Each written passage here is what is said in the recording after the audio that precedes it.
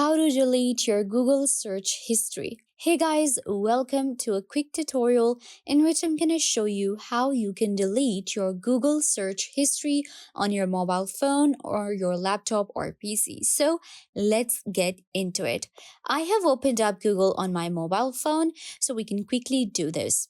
Now, you have to open up your Google, your Chrome. You can go to google.com. Once you get right here now, you will be able to see at the top of your screen, you have your account. You have your Google account. Now, once you open it up, you have to scroll down a little bit and you'll be able to see the option of search history right here. I'm going to click on search history and now it will take me to the history settings within my account. Now, if you can see, this is all my search history. And here I can see the option of delete. I will click on delete and now I have different options. I have delete today. That means I can delete the history for just today. Delete custom range. If you want to kind of like just delete from one date to the other, you can select. And then we have delete all time. It will delete everything. And then we have auto delete, which is 18 months.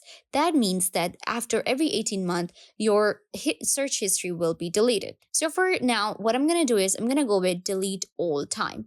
And this is how I will be able to delete. For example, delete here. And there you go. You can see it says deletion completed. The activity you selected is being permanently deleted from your account and no longer tied to you. Now you can see all of my search history has been deleted from Google. Now I can even go with my serial location history, Chrome history, and others. If I want to delete them, I can do that.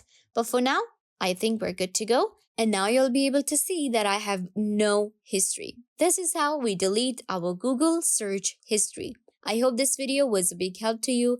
Don't forget to give it a big thumbs up, leave a comment down below, and subscribe to the YouTube channel.